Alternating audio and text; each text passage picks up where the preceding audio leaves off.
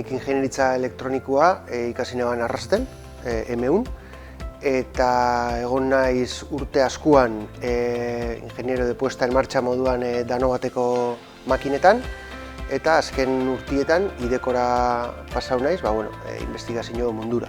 Eta hoin, pixkat birziklatziarren eta gauza berrixak ikastiarren, IMH-ko master bat ikastia pentsau neban.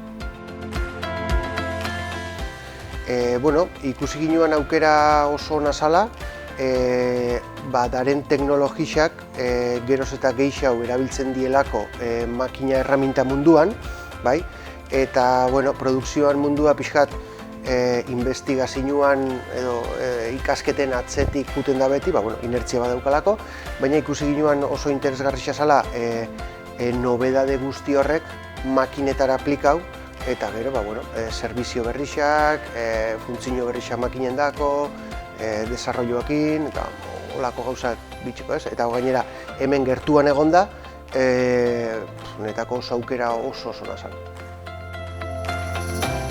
Badare asignatura batzuk, ni ez nitzana oso ez nebala asko dominatzen, esan digun, eta beste batzuk igual gehiago, baina generalian pentsatzeko era aldatu indozta eta teknologia berrixei buruz konozimendu desente mundozta.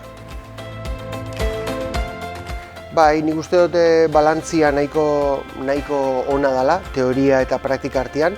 Neri galdetzen moztasun nik beti esaten dagoen katxarreatzen ibiltzen naiz makinekin eta gauzekin, eta niri praktikoak dien gauzak askoz begixe gustatzen jat.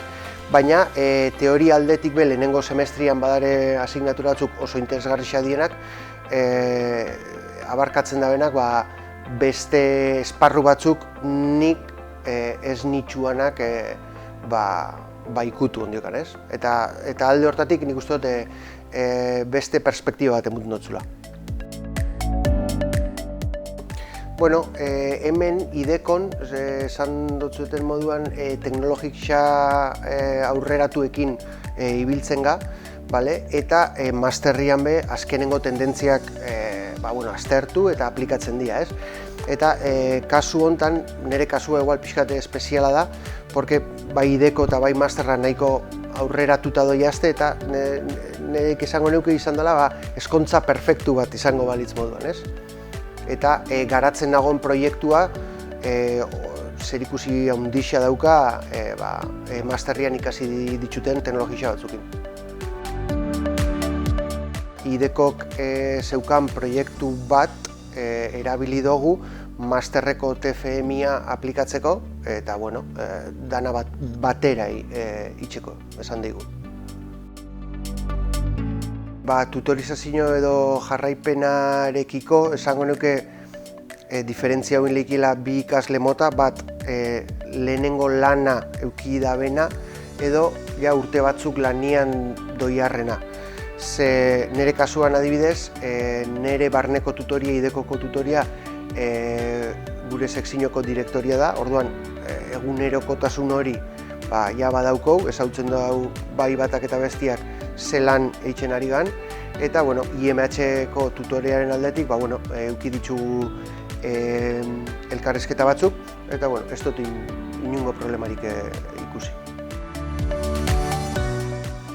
Nik rekomendauko neuke, uste dut bertan ematen dien bai teknologia, bai asignatura, bai ezagutzak oso aplikagarriak diela gaur egun.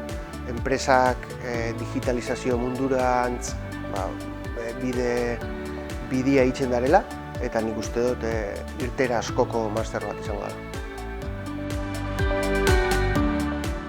Masterrian beran ikasi ditugun asignatura asko oso baliagarriak izan die, eta aplikagarriak izango die hemendik aurrera nire eguneroko lanian hemen idekon.